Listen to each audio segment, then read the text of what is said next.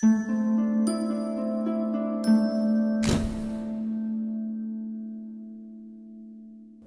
I'm Brent, a BCI cybercrimes agent. Now your mission is to figure out what happened. Who broke into the barn? Who left that note? Whose partial shoe print was left outside the barn? Who stole the chemicals? You already learned how to ping Bob's phone, which led to us finding him. Good job. Did you know there's lots of other records in this phone that cell phone companies keep that can assist us with our investigation? At this point, investigators have identified 4 suspects. The first suspect is Bob's sister, Maya Agriculture. She was the last person to see Bob that we know of, and she and Bob have been in a legal battle over their parents' farmland. The second suspect is Ash Ball, Bob's next-door neighbor. The morning Bob went missing, Ash sent Bob a threatening text about his dog Buckeye.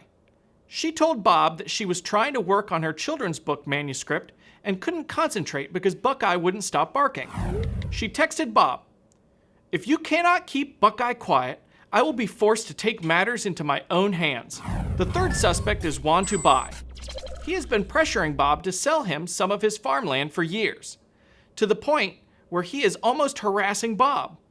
Wantu is also dating Bob's sister, Maya Agriculture, which upsets Bob. The final suspect is Bob's other neighbor, Organic Joe.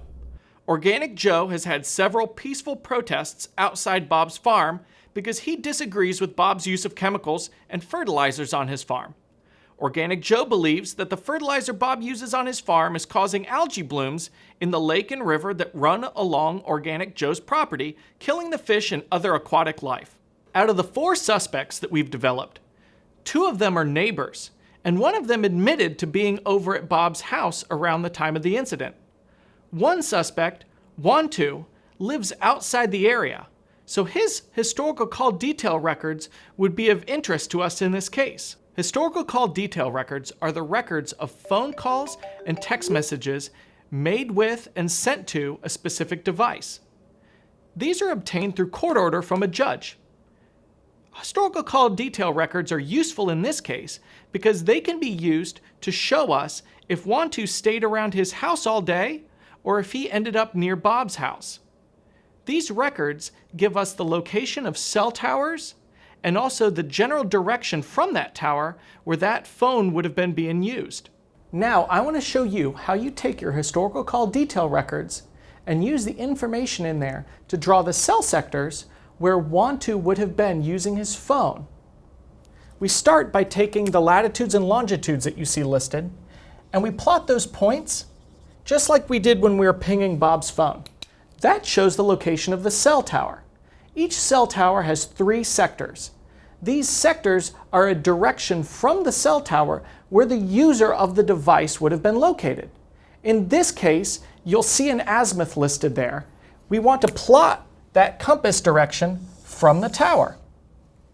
Since there are 3 sectors and a circle is 360 degrees, we know that one sector would be 120 degrees. That's going to be 60 degrees on each side of the azimuth. Your teacher will help you to measure these and to draw to get your sector. Now we need to draw the outer perimeter of this sector. In a rural location, like where this is, your distances may be as long as a mile. So let's make sure that these lines are a mile long. And then we'll draw an arc connecting these lines. You'll now have the cell sector where the phone was when it was being utilized. Inside this sector is where Wantu and his phone were when he was using the phone. Once you've drawn these sectors, you'll see that at one point during the day, he wasn't at his house like he told investigators. He was near Bob's house. We caught him in a lie.